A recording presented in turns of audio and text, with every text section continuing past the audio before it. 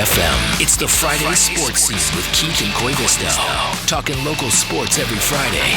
Getting you ready for the weekend and what lies ahead.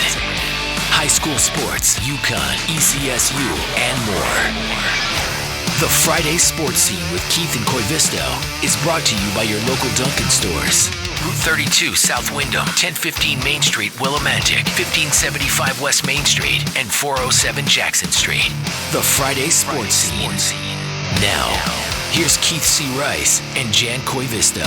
The biggest blowout of the series by 27 points. The back-to-back MVP will face a Game 7. The Spurs have pulled it off, and there will be a 7th game. Mike Tirico on NBC Peacock from last night in San Antonio. And, as I think I told you guys last week, I thought it'd be a really good series. I think Jan was he really thought the Thunder would kind of pull away in this series as well. Nick, were you kind of... I knew it'd be a series. I figured, I was hoping we'd get 7, and hopefully the Spurs will pull the next one out. Well, being a Celtic fan, look, nothing against the Nova Knicks, as I say, because my father's a Villanova grad, and you can't dislike these Knicks, but I'm not going to root for them anyway. So I'm pulling for the Thunder because I want to see the Knicks. And I will say this, if the Knicks do play the Thunder and beat the Thunder, I have no problem saying, as a New England/Boston sports fan, that you got to give the New York Knicks a lot of props if they could beat the defending world champs and the run they've been on. I will say this, the Knicks are the hottest team in basketball right now.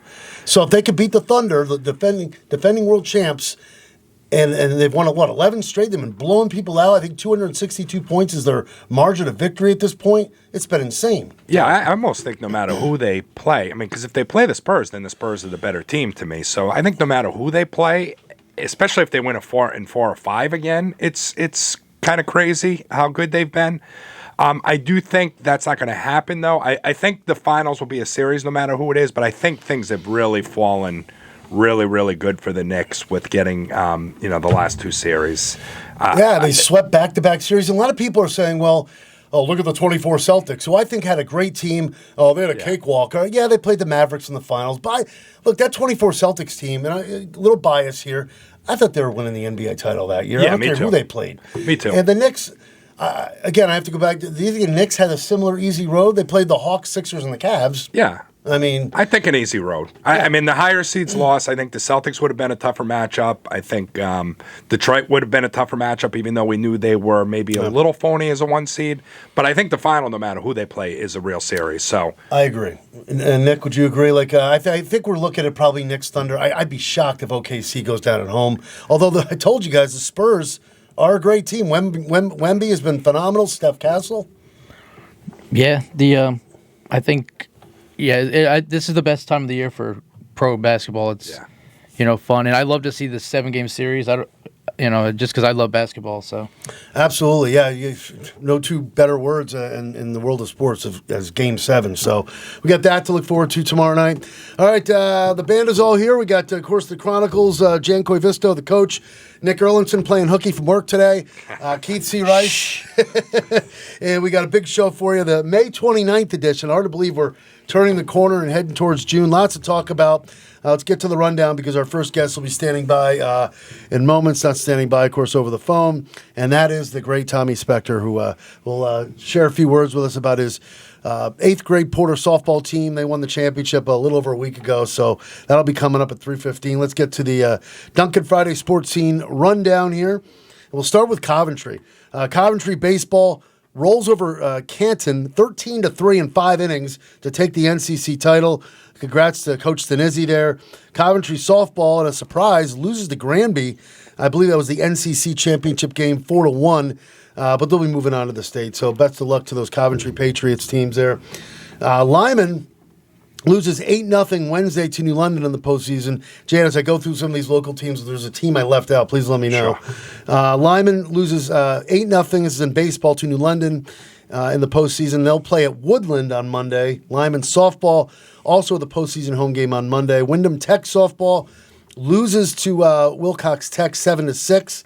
They have another home postseason game against Kochenog, did I say that right? Kokenchog. Kogenchog. Yeah, I believe. And that's going to be a tough one for them, I think. Yeah? Kokenchog plays in a pretty tough division, and I think that'll be a pretty tough game for them.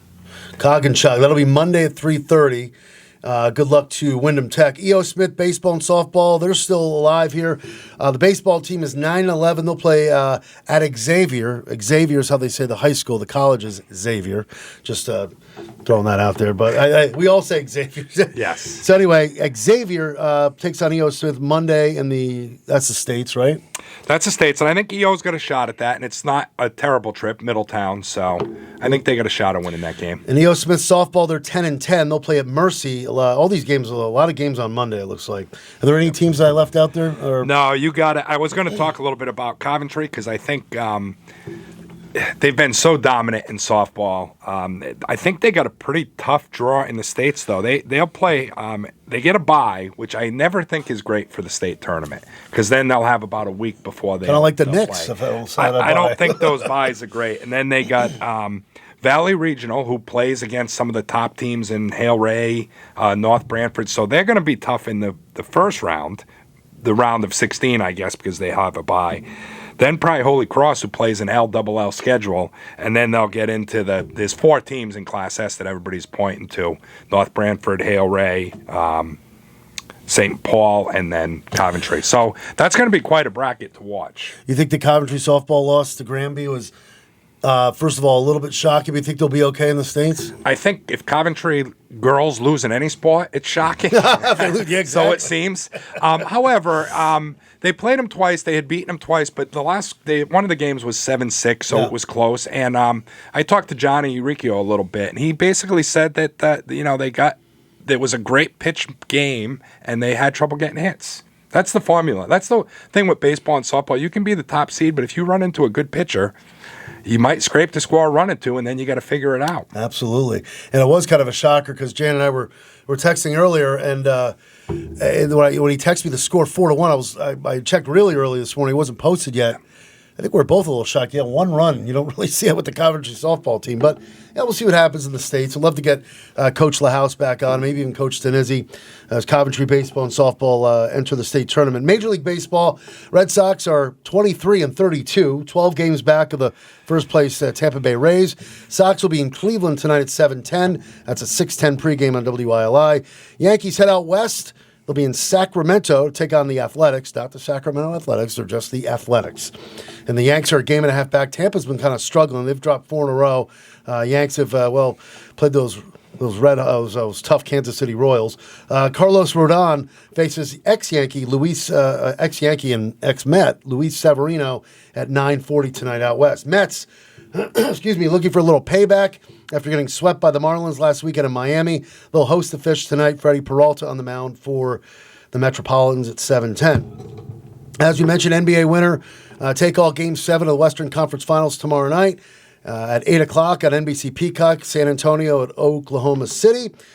Spurs with the biggest blowout of the series last night, 118-91 behind Victor Wembanyama. I believe I've been saying, I feel so bad because I know it's Wembanyama, but I've been saying Wembanyama for some. I went back and watched some of our show. I'm like, am I saying Wembanyama? It's Wembanyama. Just call him Wemby. I was going to say, you got to stick with Wemby. I'm not even going to try. I won't even try. But Wemby. It's Yama, not Yana. That's like Giannis Antetokounmpo. Yes, very good. Call him Giannis. I either say Giannis or the Greek Freak. Oh, the Greek Freak. I can't even begin to try. But, I just go with Wemby. But anyway, Wembanyama, not Yana, had 28, 10 and 3 blocks last night. UConn Steph Castle, another solid performance, 17 points, 9 assists, 5 rebounds. It's going to be fun because you got to admit you got to think the Spurs are going to show up tomorrow night in OKC. It's not, but then who knows? Do the Thunder step on the gas? SGA and and I like to think. Let's real quick. Do you guys? I think it's going to be a close game. Do you guys think it's going to be a close game? It depends on what the refs feel like doing. That's overstated, I think, but it is a big news with the dives and stuff. I think OKC is going to take it, like I've said all along. I think it hasn't really been a great series. Oddly, that first game was off the hook. Right, great. First 2 were good, and you were right where then the blowout started. Then it hasn't been that good. So I'm hoping it's a great Game 7. for it to be a great Game 7, I mean, obviously the Spurs have to show up. OKC is going to show up. The only way they can be a blowout is obviously OKC blowing them out. Yeah. So I know you were a little shocked that it went 7. I think Nick Yeah, and a little bit. When I saw the Spurs in the beginning of that series, as I said, games 1 and 2, I said, no, I think this could go 7. Yeah, and I'm rooting for the Spurs. So for the record, I want to be wrong on this. Although you make a good point. The Knicks, OKC is probably a better series. Although the Spurs will give the Knicks a series. I think the Knicks can beat the Spurs only because I think the Spurs are a little bit younger and inexperienced. I think if the Spurs go to the NBA Finals, the Knicks win it. I do. A little bit younger. Their best 3 players, well, maybe not their best 3, but you got 20, 21, and 22, 3 of their starters. So it's crazy how young they are. But then I think that should have already showed. And that's part of the reason I thought they would lose. And when Wemby struggled a little bit in a couple of these games, I'm like, well, here we go. Long season for him. Yeah. It's his age. 22 years old. And then last night they bounced back and just put it to him. Yeah, and boy, Wemby's doesn't speak too much. It's like a man of very brief. He asks him a couple of things. He says it off to the leg. I mean, he ran to the locker room. He said, great team win. Got to get ready for the next game. Bam, he's gone. It's like you usually see him just calm the player, walk off calmly. He was already. I love. He's a reluctant superstar. He doesn't want that spotlight. He just goes, plays, and leaves. Exactly. I love Wemby. He's great. All right, so looking forward to that tomorrow night. NHL Eastern Conference Finals. Carolina could put away the Canadiens tonight, up 3-1. Vegas awaits in the Stanley Cup Finals. Very sad news about former NHL star Claude Lemieux dying at the age of 60. Apparent suicide there. Oh, one of my favorites. Yeah, boy, what a player, and very sad story. As I said, the great Tommy Spector, better known as Tell Him Tommy Specs at Trolley Pub Trivia, will join us in just a few minutes to talk about his 8th grade Horace Porter champion softball team and his future plans. 3:35, big thanks to the coach, Dan Koivisto. I booked Ryan Miller from Rough Draft Sports. We'll talk a little, mainly NBA, maybe slide in a little baseball. Yeah, And, I think he knows it all. He knows it all. He's well-rounded. Very good. Thank you for getting that. And, of course, the Friday Sports Scene runs on Dunkin'. Big thanks to our local Dunkin' stores, Route 32 South Wyndham, Jerry Jose and the crew there, 1015 Main Street, 1575 West Main, and 407 Jackson Street, where they got those new coffee chillers. Oh, man, these look so good. I always say I'm going to try a coffee chiller, and I don't, because you just get stuck with your regular black coffee, or I had the Dunkin' Latte earlier. Oreo coffee chiller looks amazing. They all look amazing. Caramel cream coffee chiller, the triple mocha coffee chiller, Oreo Culotta. How about this? Anybody tried the Fruit Punch Classic Donut yet? Fruit Punch Classic Donut. Yes, I tried it. Nick. I don't care for it, but my daughter loves it. Okay, your daughter loves it. Okay. Dunkin' Dirty Soda. And that's just some of the stuff. So make sure you hit up your local Dunkins. Big thanks to our local Dunkin' stores. J. Matt Rupar, before we get to Tommy Spector, what do you got on Homegrown, which follows the Dunkin' Friday Sports Scene? Let's see. I got Reverend Kristen Hayter, who is like an apocalyptic, gospel type music. It's kind of different, but I like it. John Fazio Jr., he's new to my show, so congrats to him. Night of the Rabbit, they're from Willimantic originally. The band's So Sorry. Bill Dougal.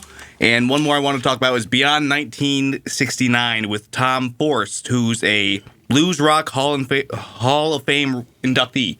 Okay, if you're involved with Connecticut music or you do Connecticut music, reach out to J. Matt Rupar, Matt.Rupar, R-U-P-A-R, at gmail.com.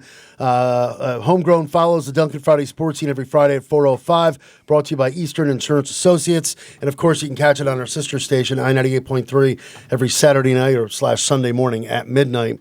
And, again, here on WILI as well. So, as we're connecting with Tommy Spector, I want to remind you, you can listen, obviously, live every Friday from 3:05 to 4 to the Dunkin' Friday Sports Scene. But make sure you subscribe for free on the WILI YouTube channel. Search WILI Radio. Subscribe for free. You can watch the show. Lately, it's been uploaded Friday nights, usually over the weekend. So you can, I usually post it on my Keith C. Rice Facebook page, and I tag it on Jan and Nick. And so, yeah, subscribe for free, WILI Radio on YouTube. And do we have them? All right, let's bring him in. Of course, I just saw him hours ago. He knows a little about winning. He's a little boy. He not only wins 8th grade softball championships, he's a multiple winner at Trolley Pub Trivia. He's won. You won 4 straight. You and your Let's Do Shots squad, right? Oh yeah, great team name, huh? Anyway, Tommy Spector joins us. Of course, very well known around here. Connected to I've known Tommy since I played Willimantic Little League Baseball for Medical Pharmacy. He was the coach for American Thread, correct? Correct. Yeah. Then Nassif. Yep. Yeah, and then Nassif's, of course. And now for about 10 years, if I'm not mistaken, you've been the coach of the 8th grade Horace Porter softball team? Well, 5th through 8th grade. It's a middle school team. So I'm sorry, 5th through 8th grade. Yep, grades 5 through grades 8. Congratulations on your, now, is this your first championship of the years you've been coaching, or have you won a couple other titles? It is. No, it's my first championship. 7 trips to the championship game. First time we actually won, believe it or not. Really? So wow. Yeah. Always a bridesmaid, right? Always a bridesmaid. So always falling short. But this team had kind of all the goods, kind of all like it was like, so I'll tell you, it was like the perfect combination of kids, Keith, and Coach, I think you're there. You can appreciate this. You can appreciate this. 6 of my starting 9 kids all played travel softball. Okay. And Coach, you being an AAU coach and a high school coach, you can appreciate the fact when you have AAU players that come and play on your school team, the difference that it makes to your school team when the kids are playing out of playing school. So I have 6 kids playing travel softball, 2 elite pitchers, Alexa Hoschel and Story Freitas, an elite catcher named Mary Maziar is a 7th grader, okay, and 3 other kids that are playing travel softball, all at a high level. And it's just like the perfect storm, and a bunch of 8th graders. And it was just one of those seasons, The 2 pitchers they just overwhelmed kids this year, and we just had a season that it's unforgettable, unforgettable. So when the season started off, we had gone a long time playing second fiddle to Coventry, okay, and opening game of the season, we beat them 12-0, okay. It was the first time, Keith, that they lost a game since 2018. Wow! Since 2018? Yeah. Oh my 2018. They had not lost a game since 2018. So after that game, that was the opening game of the season. You kind of think like, okay, wow, this team is pretty special, and then the whole entire season we just steamrolled everybody that we played the whole season, and it ended up playing Coventry again in the finals, and they were much, much better than the first time we played them. It was a phenomenal game. I think it was like 4-4 or something going into the 5th inning, and we kind of got our act together and scored some runs, ended up beating them 13-6, but it was a great season and really, really enjoyable. So Tommy, it sounds like you were like the 2004 Sox there, overcoming the good. So were all your losses in the finals to that juggernaut at Coventry? Actually, okay. So Coach, I went to the final. I was there for 10 years. Okay, 1 year was COVID. They canceled the season just before it started. So 9 seasons, 7 trips to the finals. 5 times lost to Coventry, 2 times lost to Vernon. Okay, but okay,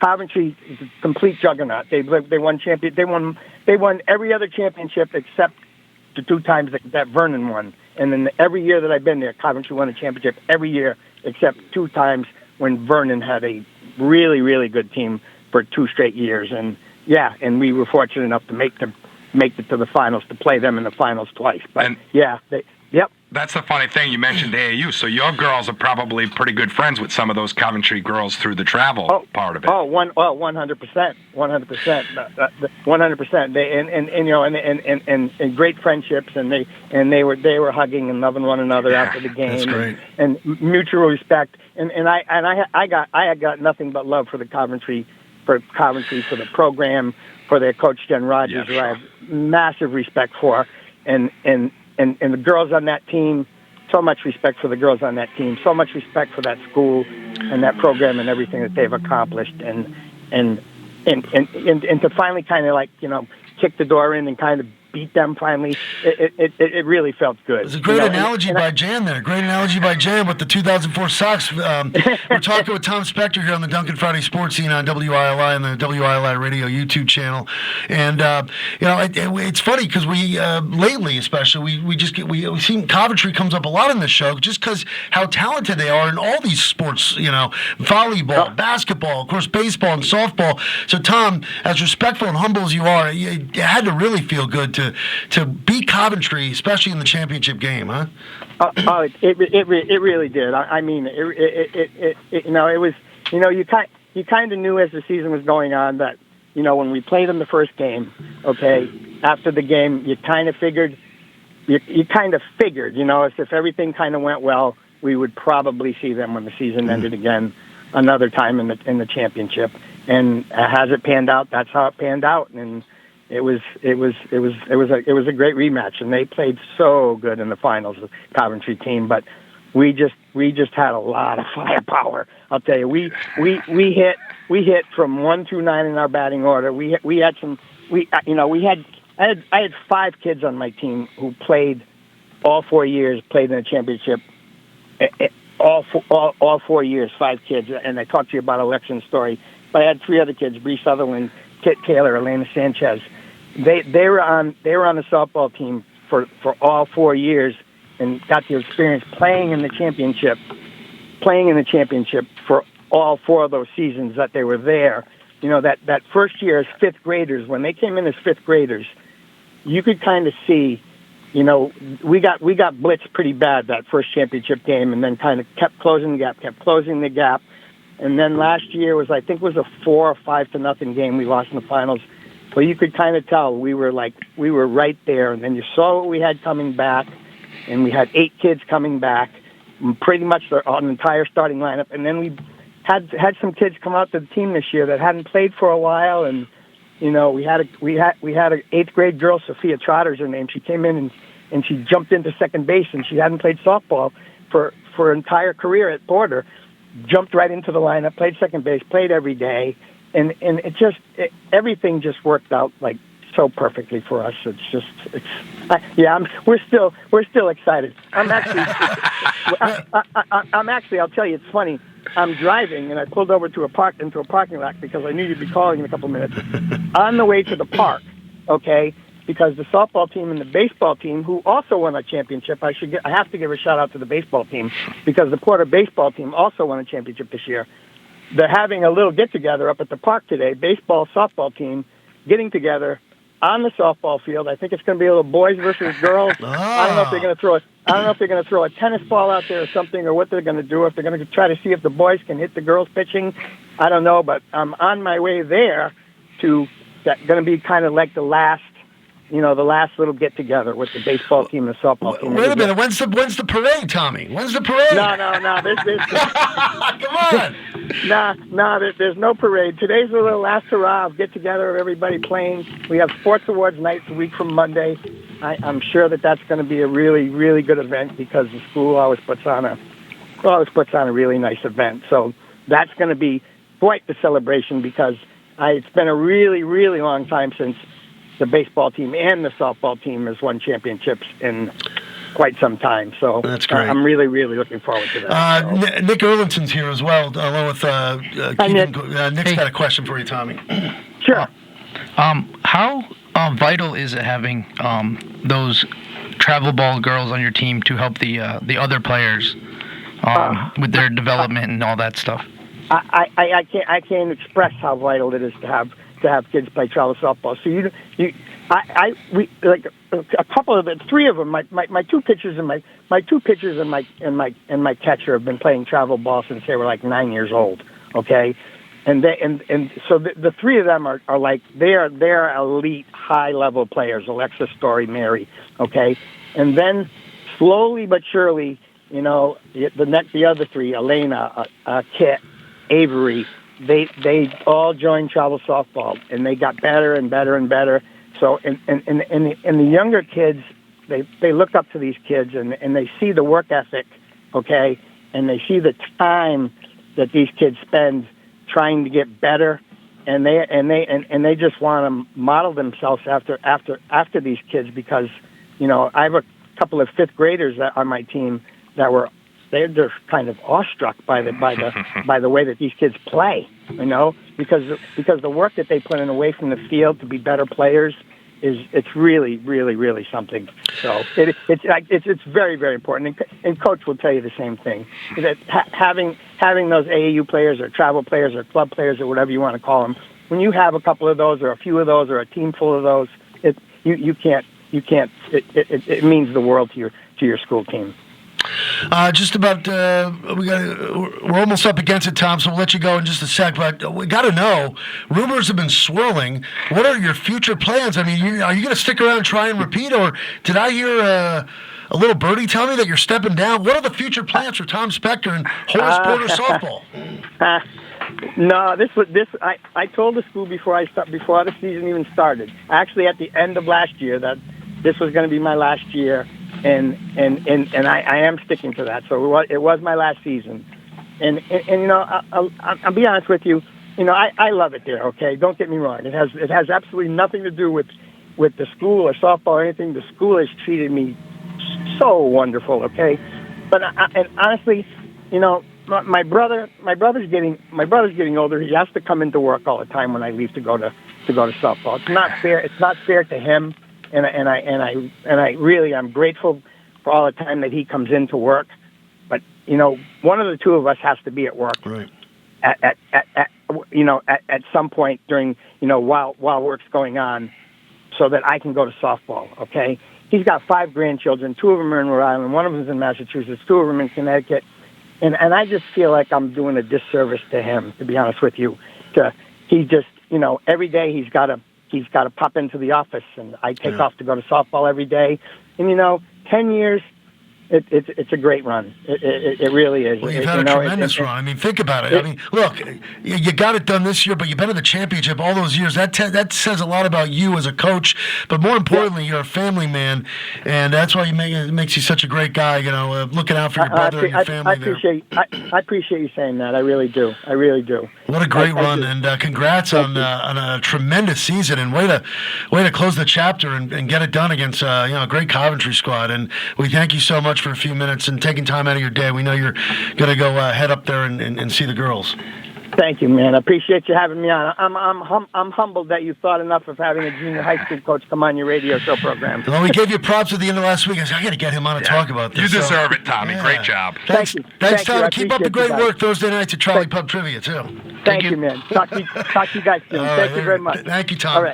All right, Tom Spector coming off his Horace Porter softball championship there. Congrats to him and the girls. 5th through 8th grade. And I will say this before we take a break. I know J. Matt Rupar, we got to take a break here. And again, thanks to Tommy Spector. But it's amazing how the athletes has come up through at that age. They already got. More talent on the way in that town. They're lucky to have him. I got to tell you, I go to a lot of middle school basketball games, and a lot of times the coach is just, a teacher. They got to talk into it. So having somebody like him that has the passion for it and it just wants to be there, because they're not paid much at the middle school level. So they're very fortunate to have him. Hopefully they get a good replacement. Yeah, that's great. Stick around. You're right. That's a great point. Stick around, especially for that long. When he's got other stuff in life going on. He gave it. Gives it his all and sticks around for 10 years, and he definitely deserves that title. It sounds like it was well earned, too. So, again, thanks to Tom Spector. All right, the second half of the Duncan Friday sports scene is on the other side.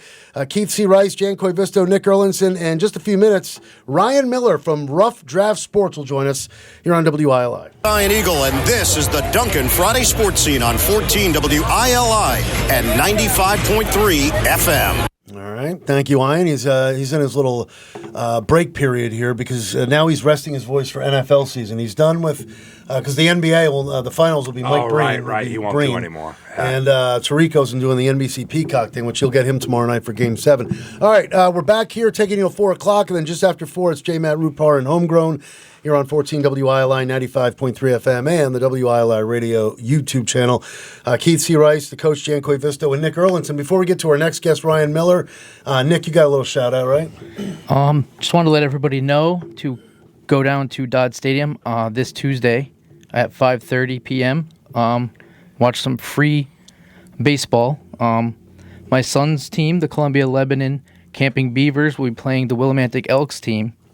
And it should be a great time. So I hope everybody can make it down and fill that stadium for these kids. And what time? Again, that's Sunday, you said? It's Tuesday. Oh, I'm sorry, Tuesday. Tuesday the 2nd at 5:30 p.m. At Dodd Stadium. Dodd Stadium, free parking, free admission. And I thought we had said that's a rubber match too, right? Yes. 1-1? Yes, they both played. They played twice, and each team has won a game. So this will be the tiebreaker.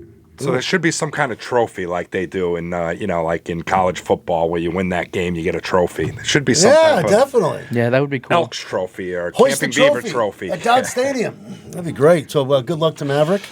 Yep. All right, Tuesday, Dodd Stadium, 5:30, free admission. Go check that out.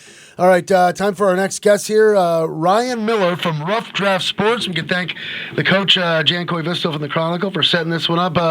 Good afternoon, Ryan. Keith C. Rice, Jan here as well, and Nick. Thanks for a few minutes. Rough Draft Sports, that's your podcast, right? Yes, it is. Just started last spring. Thanks for a few minutes. We're going to talk probably a little NBA because there's a big Game 7 awaiting us tomorrow night. Yeah, I think it's been a really exciting playoffs. I think the West has been extremely exciting, and what we've seen in the East, it wasn't exactly how I planned it to go, but it's been one of the more dominant runs we've ever seen. Who do you like tomorrow night? Let's just throw that out there first. This has been a hard one to pick because I think there's a clear favorite in my heart. I definitely, am going to be pulling for the Spurs tomorrow night. But there's a lot going against them. Only one team has won back-to-back games in this series. All the margin of victories have been pretty big, which look like there's a bit of a hangover going into the next game. I'd like to see the Spurs pull it out, but I think the numbers say it's going to go to the Thunder. I'm rooting for the Spurs too. I want to. Can we talk a minute or two about Steph Castle? Steph Castle. That's why I'm rooting for the Spurs. Everybody talks about Wemby. Let's talk about Steph Castle. I'm going to contend that he is the best UConn player ever in his first 2 years. I looked up some stats. He's better than Ray. He's better than Rip. Better than Ray and Rip, yeah, in the first 2 years. First 2 years. And we'll see where it goes. I know, but first 2 years better than Ray and Rip? Yeah, I mean, he's averaged similar points, and he's got 7.4 assists. Oh, interesting. Okay. He rebounds pretty well for a guard, 5 rebounds, and he gets a steal a game. So can Castle step up in the final game is, I guess, going to be the question. Yeah, I think absolutely. I mean, the biggest note that I have on him is, that he's stepped up into the playoffs. He's averaging 3 more points. I think he's taken on a bigger lead with this, or a bigger role with this team. And that was the biggest question coming in with how young the Spurs were. Can they, get better as the playoffs get on? A lot of these guys, it's the first time they've ever gotten there. And he's only gotten better.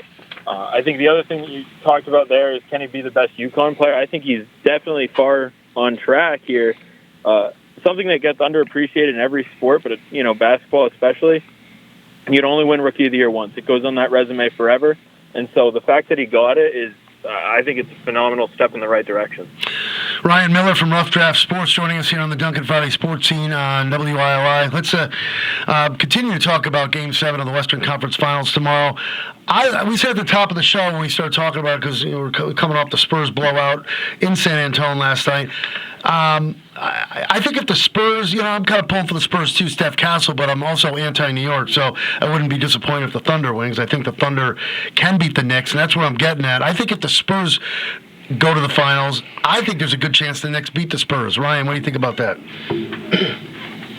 I think it's difficult. I mean, I had a clip on the podcast recently, kind of blow up, and I got some negative attention for it because I praised Wemby prior to this series, stating that I think he can take over a game a little bit better than Shea. Now, Shea's come under a lot of heat throughout this series and the way that the Thunder play. I think no matter what, it's going to be an interesting matchup. I think it's going to be all about the big men.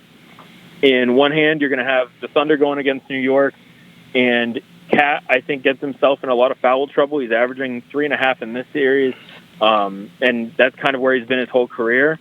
So can the big men step up when they're in foul trouble against the Thunder? On the other hand, I think the Spurs have the best big man in the league right now, and somebody who has the potential to be one of the greatest big men of all time in Wemby. So I think the West should be favored either way. I think they'll take it, but I do think the Thunder make it a much quicker series.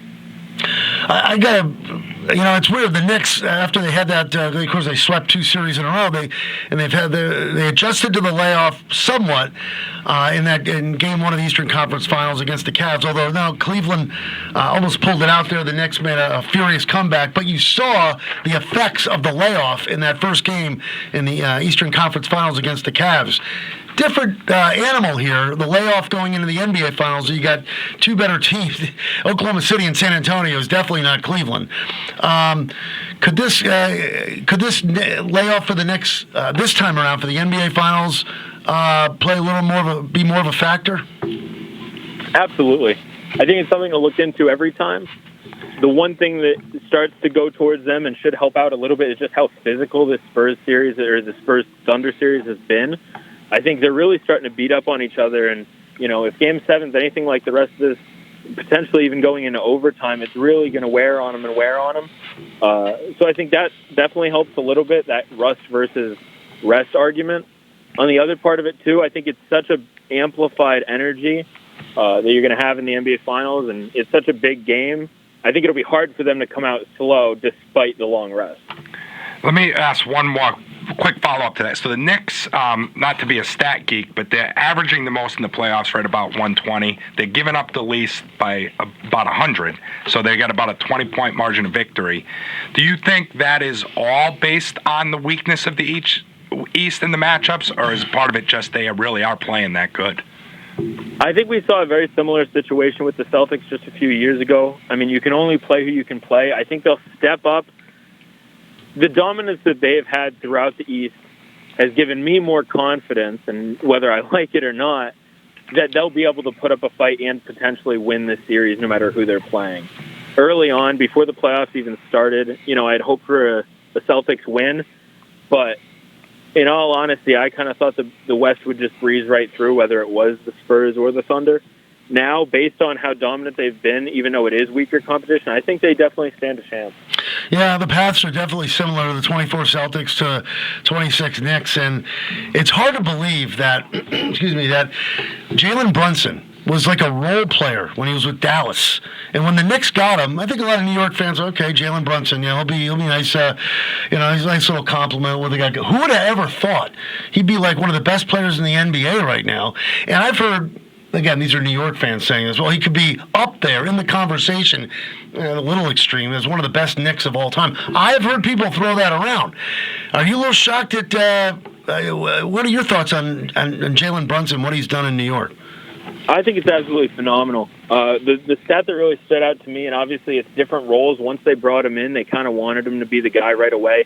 He immediately averages 6 more points per game than he had ever gotten in his career, and continues to grow from there. I think he's a phenomenal player.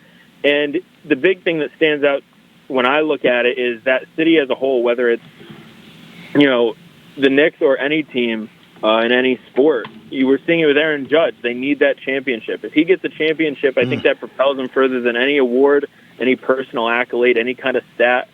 I think it's a bit extreme that a championship would immediately make him the greatest Knick, but it definitely propels him onto a path that he's, much further ahead than a lot of other guys have been. You had said that if the that it's be a battle of the big men basically in the finals, how much does the injury to Mitchell Robinson hurt the Knicks' chances against those big men on the West?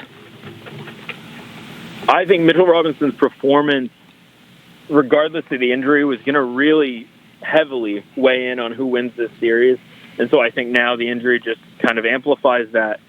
He goes and gets surgery, but he's still expected to play in Game 1. Mm-hmm. I think no matter which way it goes, we're seeing Hartenstein have a phenomenal series, whether it's, I know some people are struggling to give him credit for it, and I don't love the way that the Thunder are playing right now, but at the end of the day, a win's a win. And so I think the foul trouble, potentially for Cat and other guys, you're going to need that depth if it's the Thunder. If it's the Spurs, you're going to need energy out there, and you're going to need a lot of different guys rotating through. I think any kind of negative factor towards the 7-footer that you have is going to hurt them going forward. So I think this injury is going to play a major role. Ryan Miller from Rough Draft Sports joining us on the Duncan Friday Sports Scene on 14 WILI 95.3 FM and the WILI Radio YouTube channel. It kills me to say this, but the Knicks have been the hottest team in basketball. As Jan mentioned, the margin of victory, they've just been blowing everyone out, 2 straight sweeps. Yes, you can look at the pad, but who they played, Hawks, Sixers, and Cavs. And it kills me to say this as well, but let's say it's Knicks Thunder, and the Knicks beat the Thunder. They're beating the defending champs. You got to say it's going to go down as one of the best playoff runs of all time. It sounds like you're a Celtic fan too, right? Is it killing you to think that too, Ryan, or what? I think it's a phenomenal run, and the thing that hurts me the most is how likable a few of their guys are. Yeah, absolutely. It's as a Celtics fan, it's not been fun to watch, but as a basketball fan, it's been extremely interesting. I think right now the headline for me was, okay, somebody's going to come away with one in the West, and now it looks like the Knicks are going to stand a chance. Since 2020, we haven't seen a team repeat. It looks like everybody's looking to be the team of the decade. Everybody's looking to be who's the next, Spurs or Lakers of the early 2000s. You have Cavs and Warriors of the 2010s. This could be really big. It's going to either propel somebody to look for their second ring, or we're going to see the Thunder end up with their second one pretty early on with how young that core is. But I think New York definitely stands a better chance than I had going in, and this could be really big for them moving forward. I think when you look at what they've done, and since 2022, and when they acquired Brunson, they are second in playoff wins with 35, only 15 behind the Celtics, and they're technically fourth in win percentage in the playoffs. One of the teams that is ahead of them is the Spurs, and they've only played 17 playoff games since then. So I put them as a true number 3 in the whole league. Well, I think OG's been a little underrated, too. And I think if they get into the finals against Wemby, he'll kind of check Wemby a little bit up top. When Wemby likes to stay up top, I think they'll start with OG checking him and then try to figure it out from there. Yeah, that's true. And to no discredit of the Thunder, I think he's a little technically better than their big men. I know the impact that Hartenstein is having has been praised, and he's done a good job kind of trying to minimalize it. But a lot of it's with fouls, and a lot of it's with some more physical play, where I think OG can kind of stand on his own and stand on his basketball skills a little bit more going head-to-head. Well, last time the Knicks were in the finals was 1999. I'm 54 years old. That would have made me 27, and I had hair, and I was living in Philadelphia. So, and the Knicks, you were Brian Jordan. And I was Brian Jordan. I love to bring that up. I brought up my alias. I didn't change my name legally, but I had a radio alias, Brian Jordan. That's Brian with a Y, if you're keeping score at home. Anyway, yes. And it was Knicks Spurs in 99, too. And that was Duncan and Robinson, right? Weren't the Twin Towers in that, right, together, if I'm not mistaken? I know Ryan's probably much younger, right? No, my parents are still a few years away from having me. All right, so am I right, though, Jen? That was Duncan and Robinson? And the Spurs obviously won. Well, and last time they won would have been, 73? Right? 73. Now, they almost won in 94 against the Rockets. If John Starks hits that three-pointer, which Elijah Wan got a piece of, it was like an air ball, Knicks beat the Rockets in 94. So, 73 was the last time the Knicks won a title. So, well, Ryan's right about that. That's how guys get elevated, especially New York City. It's been 50 years or whatever. That's how you get elevated to greatness, and that helps make, what you become. And I'm okay if the Nova Knicks actually win a title before Aaron Judge. I'm definitely okay with that, even though it kills me to say that. But the Knicks haven't won, and Jan said this, I think, last week. As a Celtic fan, the Knicks really haven't been a threat to the Celtics. No. Nope. But Ryan, tell us what about you. Rough Draft Sports, it's a podcast. How could people find you? And give us a little background on Ryan Miller here. Yeah, I was just a huge fan of sports. Played everything I could get my hands on when I was younger. And I used to joke all the time. It was like a miniature podcast when I visited my grandfather. We'd sit down and talk sports for hours. And last year, around December and January, he called me one day and he said, "Listen, every time we call on the phone, this is all you do. It just pours out of you. You got to find a way to get this out there." And so I started asking my buddies at school, and I got some weird looks. I got some kind of guys chuckling it off. I asked my buddy Matt Sturdivant if he wanted to start a podcast. I think before I was done with the sentence, he asked me when we were going to start. That was the guy for me. I was like, if we're all in, let's take on. We reached out to the school up at Keene State. They had a studio for us. It was a phenomenal place to record. And, the schedule is shifting a little bit. The content's been a little bit low since graduation. We're going to be doing it remote, but within the next week or two, we'll be back on track with one episode a week. We cover the major four, definitely have a little bit of a bias for Boston and New England. But we just like to, spit off whatever we think for the big four: hockey, basketball, football, and baseball. And where can people find you again? On all the social media platforms? Or Our clips are on Instagram and TikTok, and the full length with video is on Spotify. Rough Draft Sports, Ryan Miller, and how old are you again? I'm 22. Very good. Keep up the great work. And, it's great we talked all this NBA because we have no time to talk about the crappy Red Sox. So we'll just move on. But, Ryan, thank you so much. I want to thank the coach, Jan Koivisto, for setting this up. And you're welcome back anytime on the Duncan Friday Sports Scene. Thank you guys so much. I greatly appreciate it. Go Spurs. Thank you, Ryan. All right, Ryan Miller, Rough Draft Sports. Good job, Jan. Excellent. Deion Sherman, Ryan Miller, excellent job. I've known him. He might not even remember. I met him at a graduation thing 5 or 6 years ago. Impressive young man. And I did some back work, watched a little bit of his podcast just to make sure. And he and his buddies do know sports. They That's do great. Know, and they riff off each other a little bit, and it's pretty good stuff. So check it out.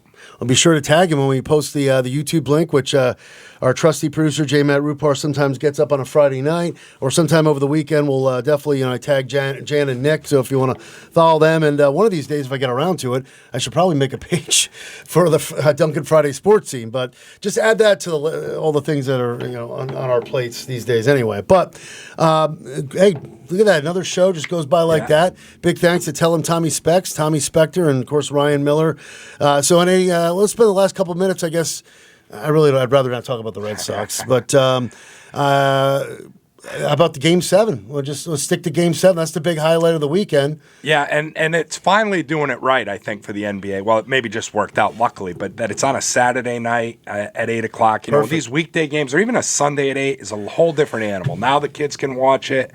I'm just hoping for a good game. I don't think it will be, but I've been wrong about the Spurs all along, so hopefully that continues. Anybody, speaking of that, Nick, give us your thoughts. I'm going to look up the current line, unless somebody knows off the top of their head. I'm going to guess it's 6 or 8. Let's guess it without even looking. You say Thunder by 6 or 8. What do you say? 5. Okay, you're going with 5. Before I look, I'll say I'm going to go lower. I'm probably wrong, but I'll say Thunder 4.5. Yeah, I'd be pretty surprised if it's not over that. Here we go. So schedule. Here we go. Game 7, 3.5. OKC. Oh, wow. OKC 3.5. Oh, I may have to put some money in DraftKings then. That's what? That's my volume. Oops. Live radio. Look, ESPN had some kind of we've been pretty good. We overcame your coughing fit. A little music for a second isn't going to hurt anything. Was that the first episode? I think it was. First one with Nick, with I Nick. believe. My first, yeah. Oh, my God. Where'd that come from? I think I was sick in like December and January. I would have probably never came back if you had not got up. I would have been gone. Or if I was gone, it'd be the Jan and Nick show. I wouldn't know what to do. Just sneak out. Oh, jeez. You guys are great. You guys. All right, so we're just about out of time.